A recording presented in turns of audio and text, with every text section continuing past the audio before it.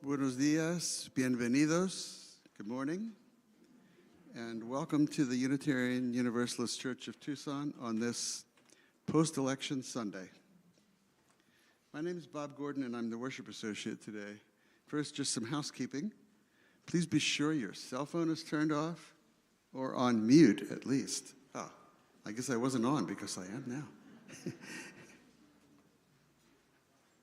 There are 2 gender-specific restrooms in the lobby, and in the alcove behind the AV equipment here, there is a gender-neutral bathroom, which is wheelchair accessible. And in Goddard Hall, across the patio, there are 2 more gender-neutral bathrooms. This is a little different than our usual arrangement today, and I feel as if it's going in and out. I guess I have to look right at it, right? Okay, in which case, I'll see if I can read my script at the same time. We'll see how this works. Anyway, there are 2 more gender-neutral restrooms across the patio, and one of those is also wheelchair accessible. And finally, there's a more casual setting for worship in Goddard, if you need that. Maybe I'll hold it in my hand if this doesn't work.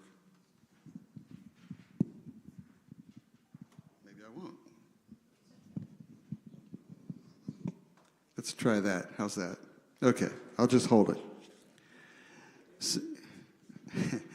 I'm getting signals from the AV people. This works like this, right? Yeah. Since COVID vaccines were first available, the members of this congregation have been committed to being fully vaccinated and boosted, and we hope that you'll continue that commitment. Meanwhile, if you're not feeling well, please join us from home on the live stream. On behalf of the congregation, I extend a warm welcome to all visitors, including those watching from home. We aspire to make this church community a safe place, a sanctuary for everyone. Please join me in this welcoming litany by responding to each prompt with the words, "We welcome you." Whatever your gender identity, whatever your racial or ethnic identity, whatever your sexual identity, whatever your immigration status, whatever your religion of origin or spiritual practice, welcome you. If you feel unsafe in any way in this space, we hope that you'll feel comfortable speaking to one of us about that. Also, now let's remember those desert people who came before us to this place. We honor the Hohokam, the Yavapai, the Tohono O'odham, the Yaqui, and all those people who no longer exist as tribal entities here in Arizona. And now I'd like to invite you to pair up with somebody, hopefully someone you didn't come in with, if possible, and take turns giving each person a minute or 2 to respond to this very common but not simple prompt. How are you feeling today?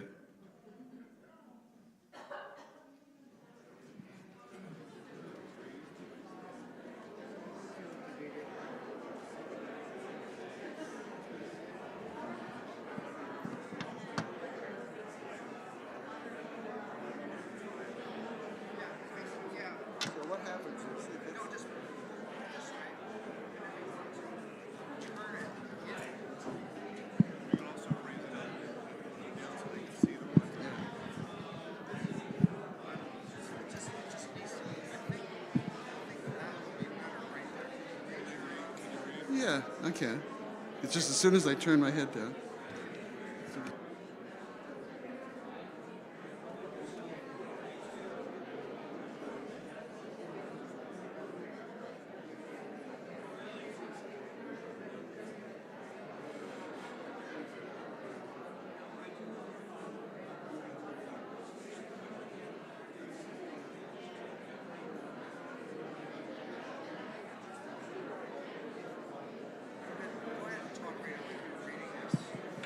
Okay, but I can't read the script when I do that. Yeah.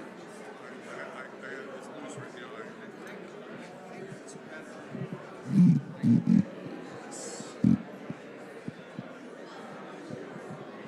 just tightened it here.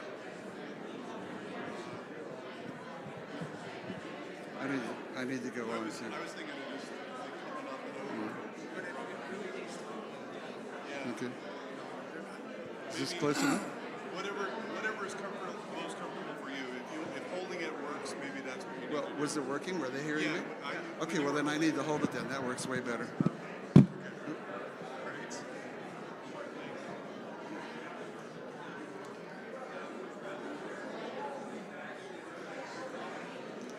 That's not such a simple question, is it?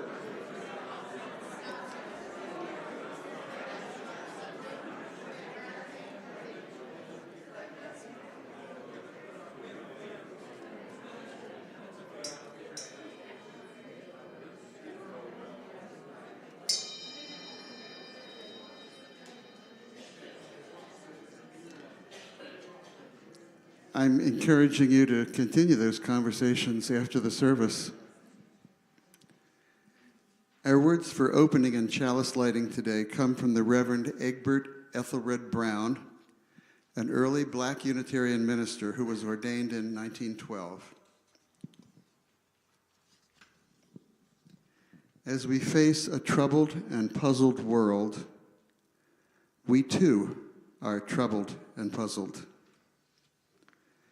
As our fond dreams remain unrealized, and our bright hopes of yesterday wither in the bitter disappointments of today, our courage fails, our spirits droop, our faith trembles, and frustrated, we bow our heads in despair. Nevertheless, we come to this hour of worship in this sacred place, and as we seek to recommit ourselves to peace in our time, may we first be at peace with ourselves and with one another.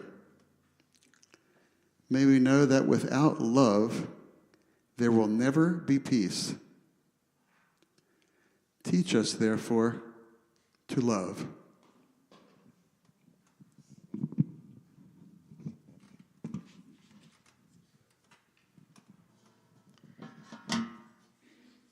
Linda Hirschhorn, the composer of the first song today, would tell groups of singers to sing themselves into community. And though you have word sheets in front of you and you may be invited to look down at them, I encourage you to look across the sheet at other singers around the room and sing your way into this song. We'll sing it, it's a short song, we'll sing it 3 times through. If you don't know it, you'll catch it by the second time. It's 155 in the gray hymnal for those that choose to read it that way. Please stand as you are able. Circle round for freedom, circle round for peace, for all of us in prison, circle for release, circle for the planet, circle for each soul, for the children of our children. Keep the circle whole. Try harmony if you can. Circle round for freedom, circle round for peace, for all of us in prison, circle for release, circle for the planet, circle for each soul.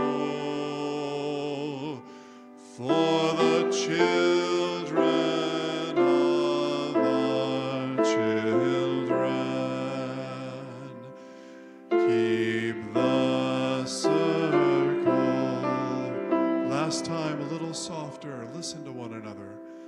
Circle around for freedom. Circle round for peace. For all of us imprisoned. Circle round release. Circle for the planet.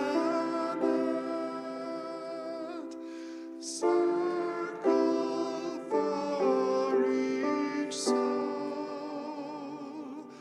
For the children of our children. Keep the circle whole.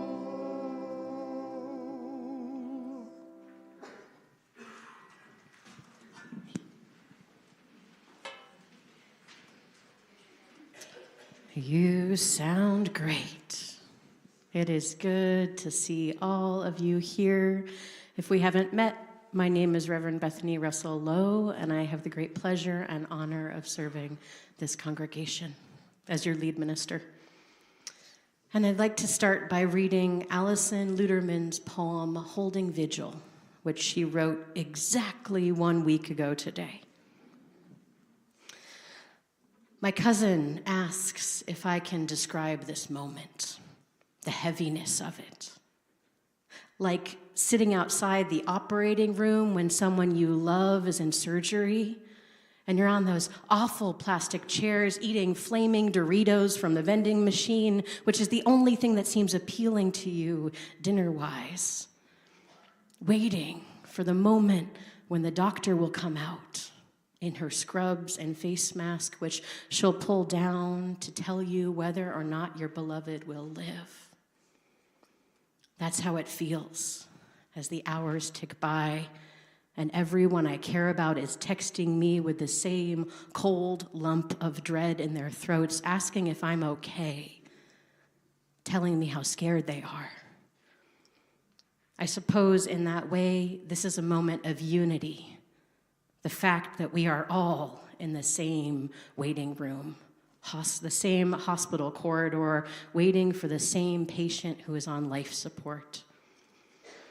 And we're asking each other, will he wake up? Will she be herself? And we're taking turns holding vigil as families do, bringing each other coffee from the cafeteria. And some of us think she's gonna make it, while others are already planning for what they'll wear to the funeral, which is also what happens at times like these.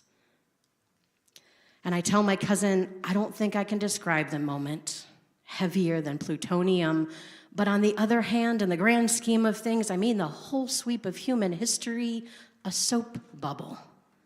Because empires are always rising and falling. And whole civilizations die. They get wiped out. This happens all the time. It's just a shock when it happens to your civilization, your country, when it's someone from your family on the respirator. And I don't ask her how she's sleeping or what she thinks about when she wakes at 3 a.m, because she's got 2 daughters, and that's the thing. It's not just us older people. Forget about us. We had our day, and we burned right through it. Gasoline, fast food, cheap clothing. But right now, I'm talking about the babies. And not just the human ones, but the turtles, the owls, the white tigers, the redwoods, the ozone layer, the icebergs. For the love of God, every single blessed being on this earth is holding its breath in this moment. And if you're asking, can I describe that, cousin? Then I've got to say no. No one could describe it. We all just have to live through it, holding each other's hands. We are coming with a myriad of feelings and reactions, bodily sensations this morning. I know that many of us are still processing the election results. We are worried about how the agendas of the next administration will impact our lives, our friends and family, and our communities. We are particularly worried for those who have been historically marginalized, including but not limited to migrants, trans and non-binary people, Black, Indigenous, and people of color, people with disabilities, and more. None of us knows what the next 4 or more years will bring. But as we imagine the possibility of holding close to our heart or to our actual families, bodies, homes in this moment. So I'm going to ask 3 questions in sequence. And after I ask each question, I invite you to say or whisper or shout your answers into the circle of our compassionate community. And if you prefer, you can also answer a question silently in your own heart. So here's the first question. What are the names of the people you are most frightened for in the coming months and years? You can say your own name out loud if one of them is you. What are the names of the people you are most frightened for?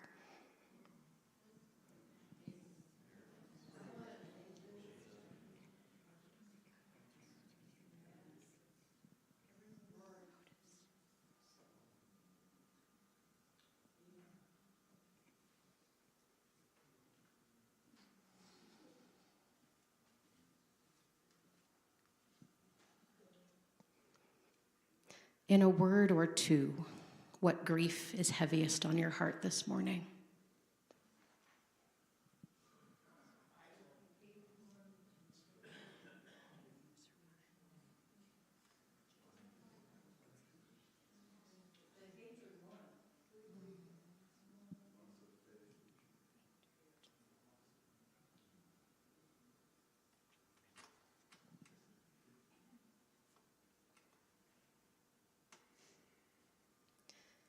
And in a word or two, what do you need from your community at this moment?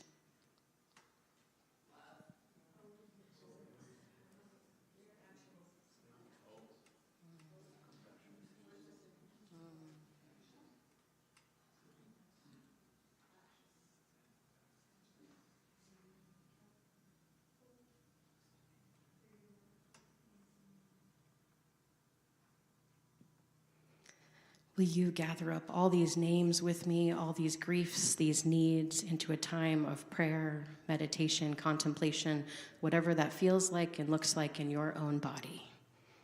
And I offer for you, if you would like them this morning, these words of centering from the poet Rosemary Watola Tromer.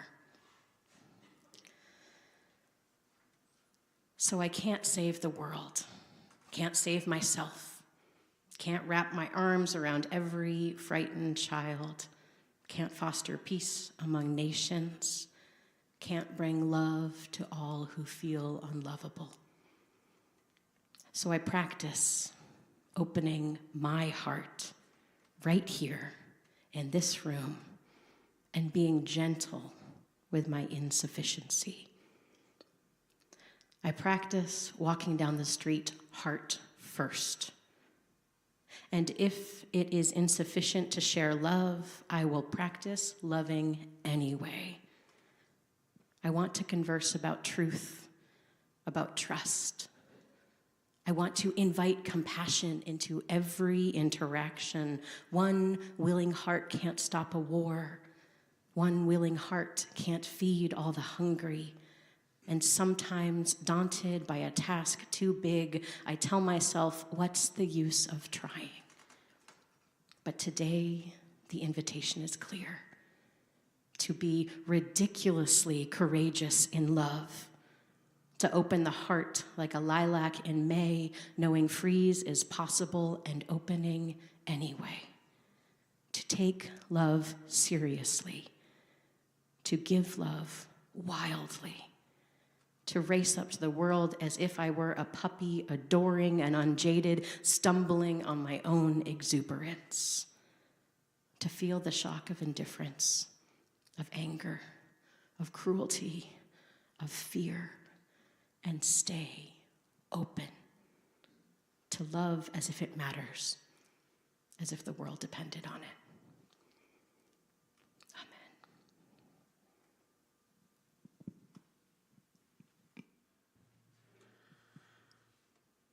The anti-apartheid activist Stephen Biko, who wrote this next song, died from wounds sustained from the police during a protest.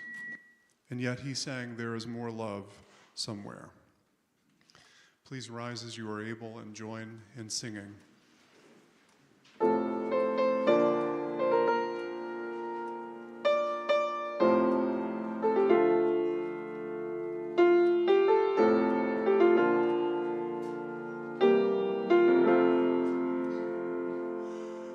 There is more love somewhere.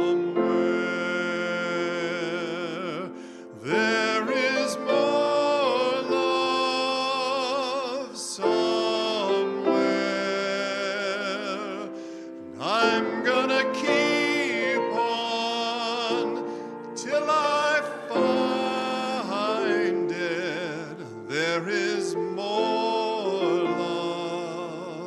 somewhere. There is more hope somewhere. There is more hope somewhere. And I'm gonna keep on till I find it. There is more hope somewhere. There is more peace somewhere. There is more peace somewhere. I'm gonna keep on till I find it. There is more peace somewhere. There is more joy somewhere. There is more joy somewhere. And I'm gonna keep on till I find it. There is more joy somewhere.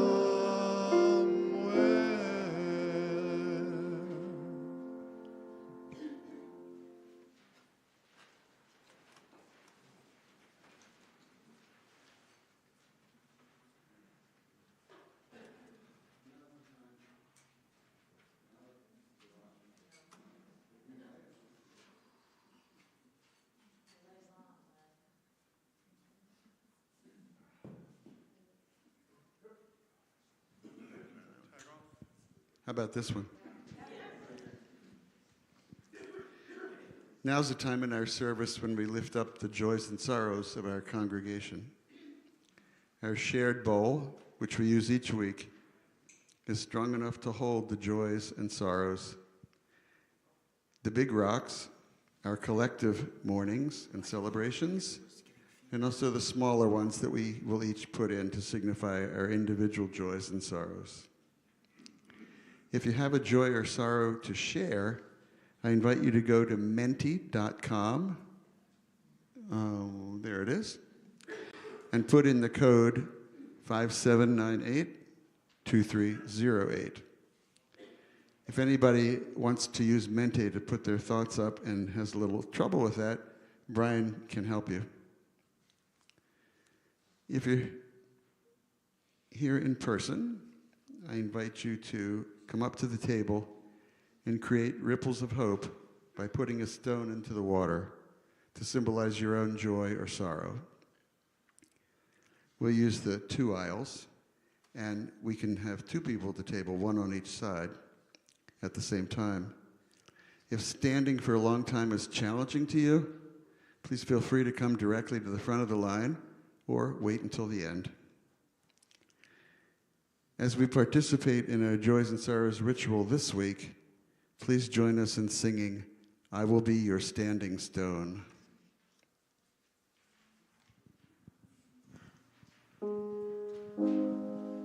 I will be your standing stone. I will stand by you. I will be your standing stone. I will stand by you.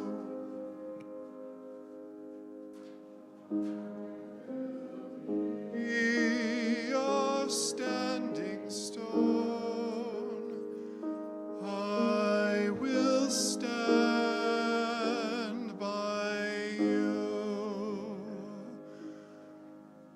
I will be your standing stone.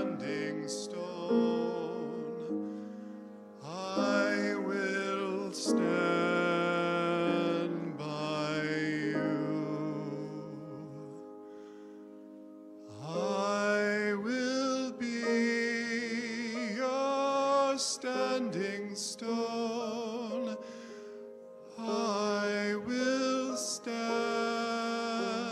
by you.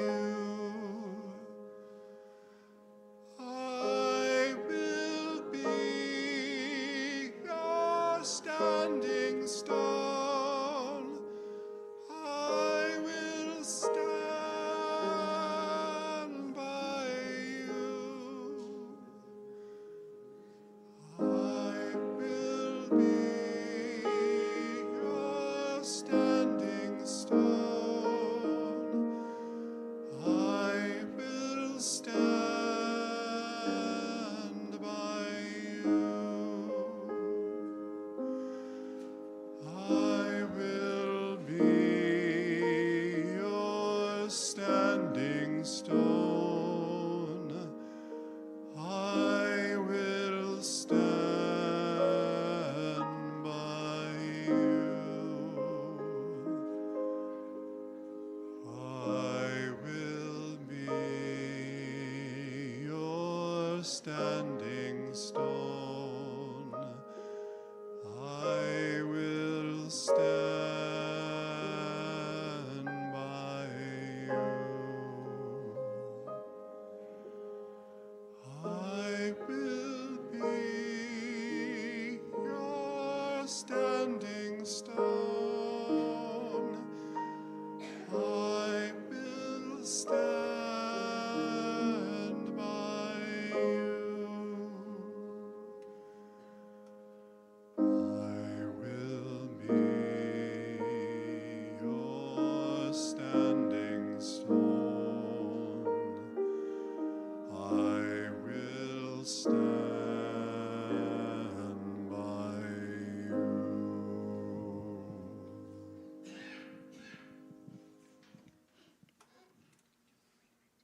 you.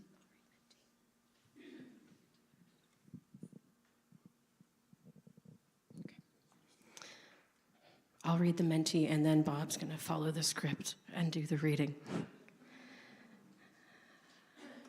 Shattered, a friend writes, and I think for many of us, a friend writes, shattered inside this week, trying to portray some composure on the outside. I am scared. Will my child have health care, education, freedom to express themselves? What will I need to do to protect them? Already, all the cruel intolerance is invading my world. I pray it stops. We pray with you, friend. Sorrowful for the results of our election, and joyful for my love's promise of a proposal and my plans to move in with him coming to fruition. Sorrow and joy woven fine. My father is facing health challenges and his spirit stays strong, but I fear for the time that he won't come back. Yes. This has been a tough week. Our health care ended. I am uncertain about the future. Humility this week, that I found out that I'm not as good as I thought, but I know I can be better than I was. Just the place to keep figuring that out. Yay, exclamation point for the future, question mark, since exit polls showed that our youngest voting citizens voted for a particular candidate by healthy margins, if we can keep our republic.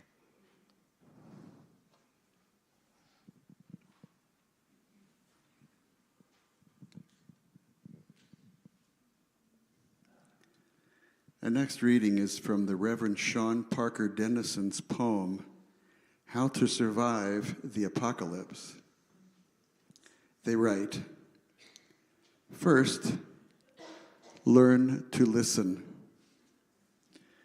Not only for enemies around corners and hidden places, but for the faint footsteps of hope and the whisper of resistance. Hone your skills. Aim your heart toward kindness and stockpile second chances. Under the weight of destruction, we will need the strong shelter of forgiveness and the deeper wells that give the sweet water of welcome. We have a place for you. When the world ends, we must not add destruction to destruction, not accept a beggar's bargain to fight death with more death. In order to survive the apocalypse, any apocalypse at all, we have to give up the counterfeit currency of self-sufficiency, the mistaken addiction to competition, the lie that the last to die has somehow survived.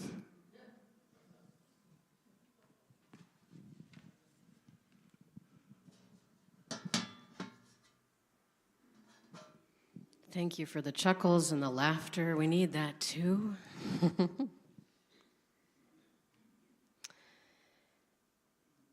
In January 1939, Reverend Waitstill and Martha Sharp received a call at their home in Wellesley, Massachusetts. On the other end of the line was Reverend Dr. Edward Baker, then Executive Vice President of the American Unitarian Association. Reverend Baker was calling to ask the Sharps to go to Czechoslovakia, which had recently come under Nazi rule. The proposed mission included giving aid and assistance to Jewish refugees and Czech intellectuals. Reverend Waitstill Sharp was known for preaching against fascism in Europe, and Martha had experience as a social worker in Chicago, so they were a pretty logical pair to ask. But they had two young children, ages 2 and 7, and were resistant to leaving them amongst other hesitations I imagine they had. Reverend and Martha Sharp remember saying something like, "You should ask someone else." To which Reverend Baker responded, "You are the last people on my list." He had already received 17 no's. The Sharps eventually said yes, leaving their 2 young children in the care of family in the United States. They stayed in Czechoslovakia for 7 months, evading the Gestapo and Nazi police while assisting Jewish refugees and Czech intellectuals in finding their ways to safety. The day the Sharps left Prague, their office was ransacked. They would have been arrested had they stayed one more day.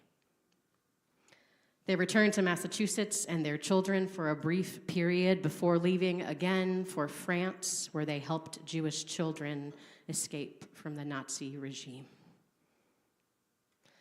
The Sharps were what you might call ordinary people who said yes to an extraordinary call, and they did simple work but work that literally saved lives. Thinking of their efforts, I'm reminded of Naomi Shihab Nye's poem, Shoulders. She writes, "A man crosses the street in rain, stepping gently, looking 2 times north and south because his son is asleep on his shoulder. No car must splash him. No car drive too near to his shadow.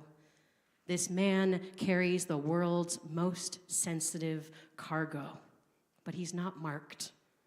Nowhere does his jacket say, 'Fragile, handle with care.' His ear fills up with breathing. He hears the hum of a boy's dream deep inside him. We are not going to be able to live in this world if we are not willing to do what he's doing with one another. The road will only be wide, and the rain will never stop falling.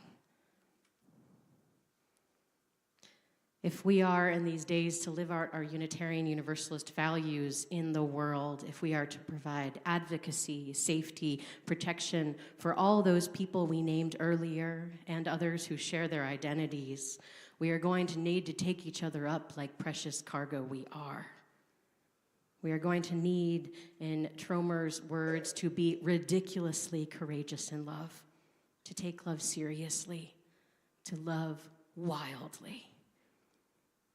And love might seem like a simple thing on the surface and might seem soft or small in the face of so much. But as the poet reminds us, maybe challenges us, if it is insufficient to share love, practice loving anyway. If we can put love at the center of all we do, grieve with love, act with love, say yes with love, seek justice with love, I believe we can someday transform our world and meet the very specific needs of our community and our city and country at this time. Because when we put love at the center, when we seek to honor the dignity and worthiness of all people, we create sanctuary for each other. We create refuge, safer places where everyone can be their whole selves, where we say all are whole and holy just as they are. In the days and months and years to come, there will be many calls for creating sanctuary within and beyond these walls. People will show up metaphorically to metaphoric doors, hungry and worn out, seeking literal safety and also spiritual safety. And we can be their sanctuary. We can offer a place where all can be their whole selves and all can be healed in the bonds of community. And you, as an individual, might be called to create sanctuary for someone in your life beyond these walls. You might be called or asked to be a place of refuge, relative safety for another person. What will you do when that call comes? Sanctuary is part of our geographic legacy, right? The sanctuary movement started right here in Tucson in the 1980s, offering hospitality and safety for undocumented person in houses of worship. And there have been new manifestations of sanctuary and humanitarian aid since, with the new sanctuary movement of the 2010s, humanitarian aid like No More Deaths and others, hospitality for asylum seekers starting in 2018. We have a deep and rich history of offering all types of sanctuary right here in Tucson. And sanctuary is our spiritual legacy, too. The Unitarian Service Committee, now the Unitarian Universalist Service Committee, was the plant that grew out of that seed that the Sharps set in Czechoslovakia and France. Today, migrants, trans and non-binary folks, Black and Indigenous and people of color, unhoused people, disabled people, Jewish folks, queer folks, neurodiverse folks, people with uteruses, and anyone who is perceived as quote-unquote different are currently and would continue to be under the attack of fascist forces in our country. And in the face of that reality, we must create a sanctuary of love here. We must say in all we do, in Reverend Sean Parker Dennison's words, we have a place for you here. This is sanctuary for all. And I'm not under any illusion that that work is going to be easy. So here are some things we might do to fortify our spirits. Daniel Hunter met with a group of people many months ago to imagine this precise time and strategies to address it. Coming out of those conversations, here are the 10 things that Hunter advises us to do to be more prepared and grounded in this time. 1, trust yourself. Trust yourself. Trust your gut. 2, find others who you trust. Don't isolate from community. Find people you can put all your trust in because we need each other.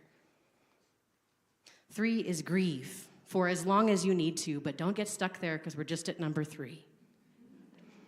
4 is release what you cannot change, which in his mind means don't react to every awful thing. We can't change some things. 5 is to find your path. Find your path in the resistance, maybe. 4 possible paths he lays out are to protect people, to disrupt and disobey, to defend civic institutions, and to build alternatives. Pick one that you think you could be good at. 6 is do not obey in advance. This is the first principle for defending ourselves against fascism. Do not obey in advance. 7 is reorient your political map. Consider who you might consider a partner with, those unexpected allies in the struggle against authoritarianism. 8 is to get real about power. We will not be able to convince our government against doing awful things. We've tried that. We need different tactics. 9 is to handle fear and make violence rebound. This one I need to spend some time studying because I don't really get it yet. But I think it means refuse to be intimidated. Move beyond, that's not fair. Make disobeying a positive spectacle. And 10 is to envision a positive future. Trust yourself. Find others you can trust. Grieve. Release what you cannot change. Find your path. Do not obey in advance. Reorient your political map. Get real about power. Handle fear and make violence rebound. Envision a positive future.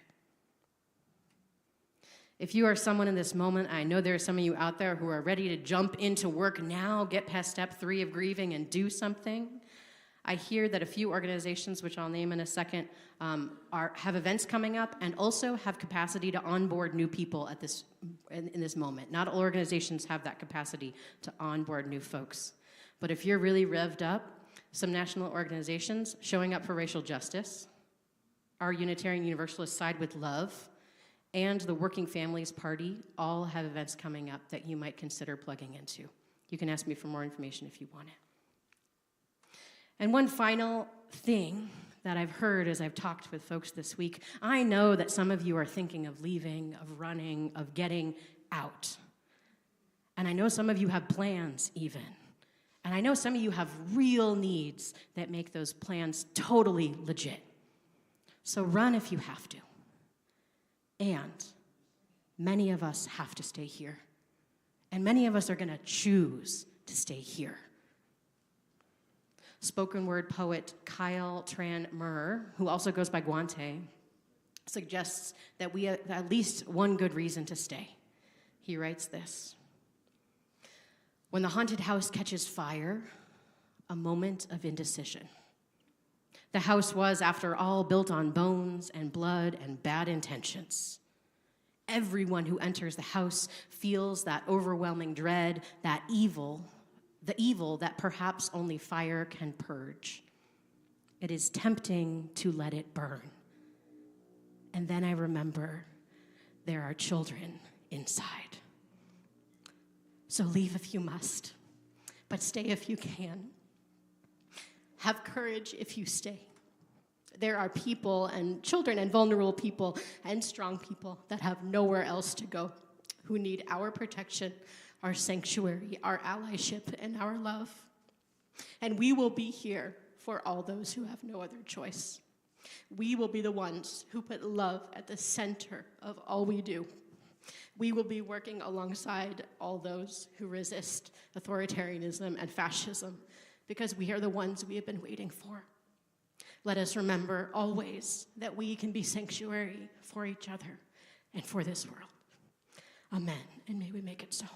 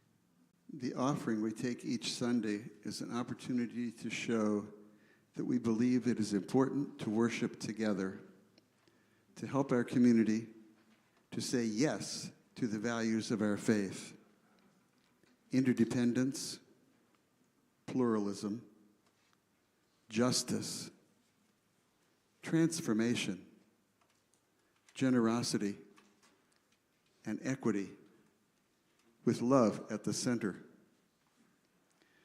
For those of you here in person, the ushers will circulate baskets for your donations. If you're watching online, you can send a check to the church office. You can give online at uuctucson.org/donate. And we acknowledge that many of us support the church with regular automatic payments.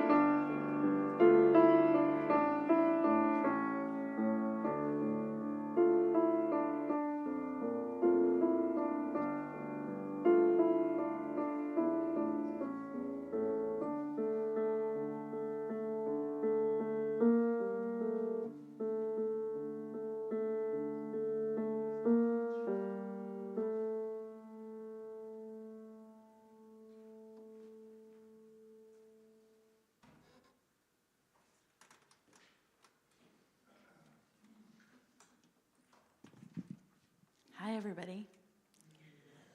Good morning. My name is Brenda Lunt, and I serve on your board of trustees. I'm the portfolio holder. So portfolios are a weird thing. So our board has divided the responsibilities of gathering information about our church and helping them understand what's going on into portfolios.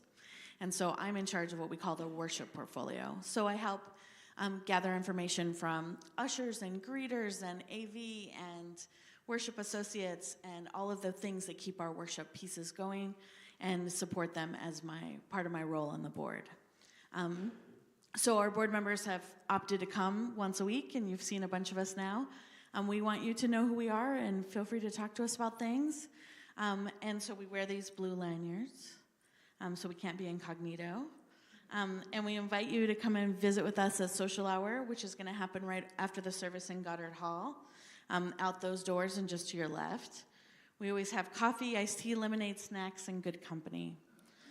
Social Hour food and refreshments are free to all, but donations are appreciated to cover our costs. If you're new and want to stay in touch with us, you can fill out the guest information card in the Welcome Center in Goddard Hall, or if you're online, there's a virtual guest information card in the newcomer section of our website. We have one announcement that was provided to me today. We ask that you don't forget to get your tickets for the Holly Near concert here at UUCT on Thursday, November 21st at 7:30 p.m. Holly Near has been singing for justice since the 1970s, and her music will be especially relevant and inspiring in this post-election time. Tickets will be on sale in Goddard after church today and next week. They're also available online. You can get more information in our email blast, the website, or the Facebook page. Tickets are selling steadily, and we don't want you to miss out by waiting to the last minute. Finally, as a board member, it asked me to share a volunteer opportunity at our church, and I feel like we're all called upon to do a lot of work right now. And so rather than picking a specific thing that's happening, I want you to think about what Reverend Bethany said today about our church being a place of sanctuary. And if you want to get involved in that work, we have a social justice arm of our portfolios. We have some people who are interested in doing that work. And if that is a thing you want to do from this space, from this church, I invite you to put your name in, to talk to Reverend Bethany or me, or we'll find the right people and gather those people together who want to spearhead those things here. And we would love for you to be part of that. And if you have questions or thoughts or feedback for your board, we always want to hear from you. Thank you.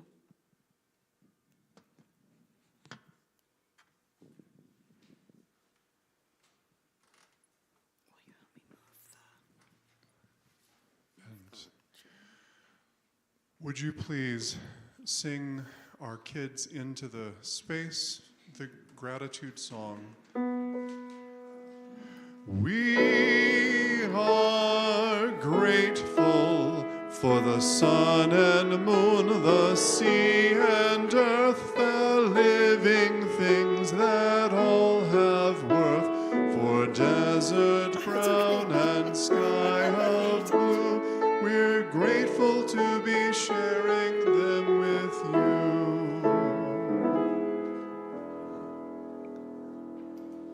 So, friends, I have a book for us today, and I want to invite anybody that would like to come close and see pictures to come up in this area. The floor is a warm and welcome space. You could bring your bean bags over here if you would like. If anybody who's grown up would like to get closer. We lost them in the soft space. Okay, here we come. Here come the bean bags. Do you know this story? Yeah. Okay, you're going to help me with the pictures then. Yeah. Okay, so. Here we go. This story is called Ruby Finds a Worry. Can we talk about what is a worry? What's a worry, Lois?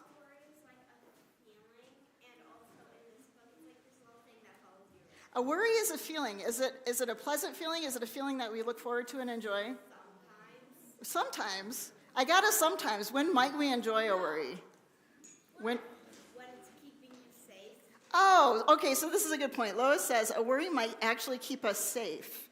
And so sometimes worries can be good things. Sometimes worries might not be fun things. They might be unpleasant things to have. Have you all noticed, those of you that are under 18, that maybe your grown-ups are having some extra worries right now? Yeah. One of your cousins might come and live with us. That wonderful and a big change all at the same time, right? So we change brings lots of worries. It can it? Yeah. So our friend Ruby in this story has a worry. Tom Percival wrote this. This is Ruby. Ruby loved being Ruby. She loved to swing up high on the swings. And she loved to explore wild, faraway places. Sometimes she even went all the way to the very bottom of the garden. Ruby was perfectly happy until one day, Ruby discovered a worry. It wasn't a very big worry at the time. Do you see on the picture? It's a little tiny worry.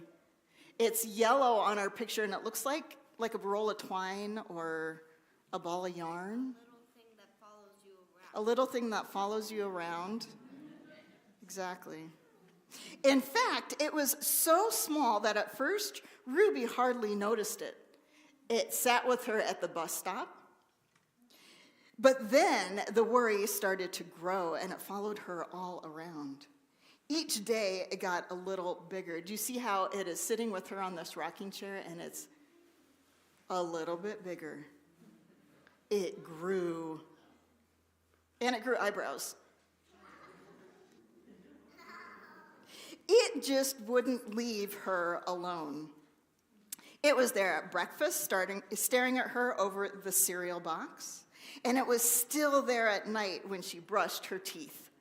Ruby's giving the worry a dirty look as she's brushing her teeth. The look. But it doesn't go away, does it? The funny thing was that no one else could see Ruby's worry, not even her teacher at school. So Ruby pretended that she couldn't see it either. What do you think that made the worry do? What did it do? And grow. Yep. She tried to carry on as if everything was normal, but it just wasn't. In this picture, Ruby looks pretty sad, doesn't she? Because that big yellow worry is following her around. The worry was always there, stopping her from doing the things that she loved. What did she like to do at the very beginning of the story? Do you remember? And is she swinging high on the swings in this picture? No. She can't even swing because of the worry. Ruby wondered if the worry would ever go away. What if it didn't? What if it stayed with her forever? Ruby didn't realize it, but she was doing the worst thing you can ever do with a worry. She was worrying about the worry.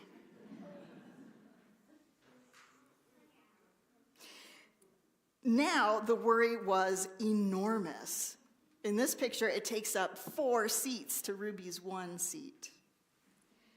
It could barely fit at the kitchen at dinner time.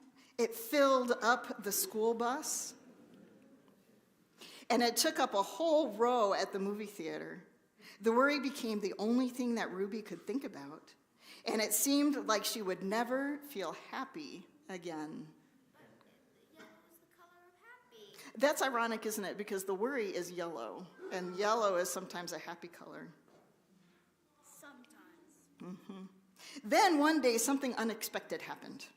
Ruby noticed a boy sitting at the park. He looked like he felt sad. And then something else, something hovering next to him. Could it be a worry?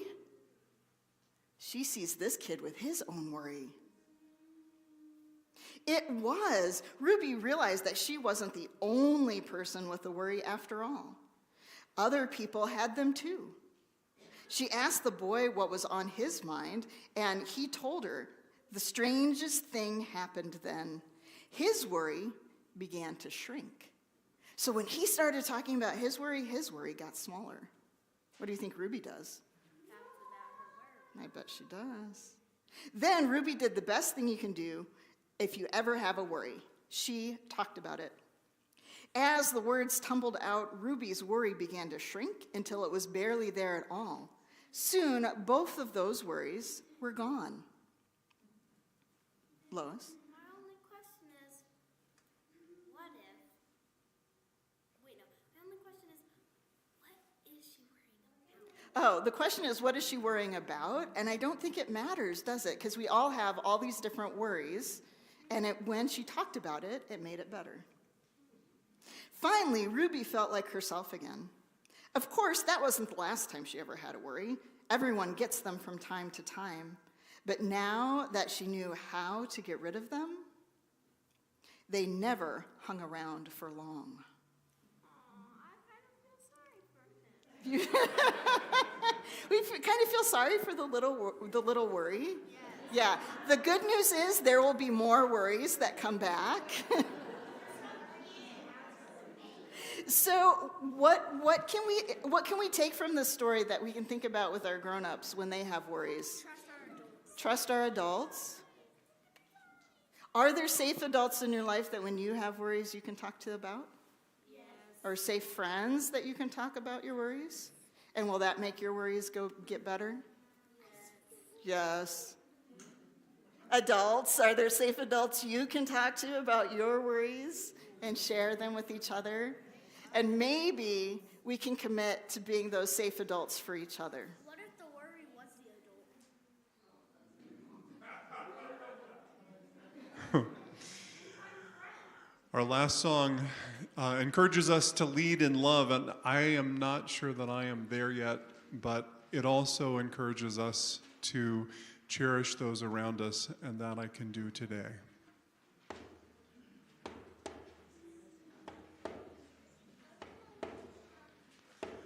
We shall be known by the company we keep, by the ones who circle round to tend these fires.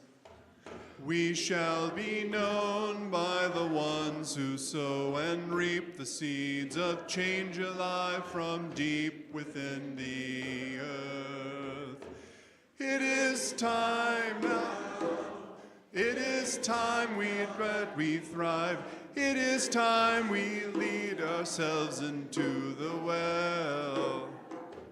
It is time now, and it is time to be alive. In this great turning, we shall learn to lead in love. In this great turning, we shall learn to lead in love. We shall be known by the company we keep, by the ones who circle round to tend these fires. We shall be known by the ones who sow and weep the seeds of change alive from deep within the earth.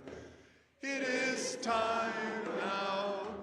It is time that we thrive. It is time we lead ourselves into the well. It is time now, and what a time to be alive. In this great turning, we shall learn to lead in love. In this great turning, we shall learn to lead in love.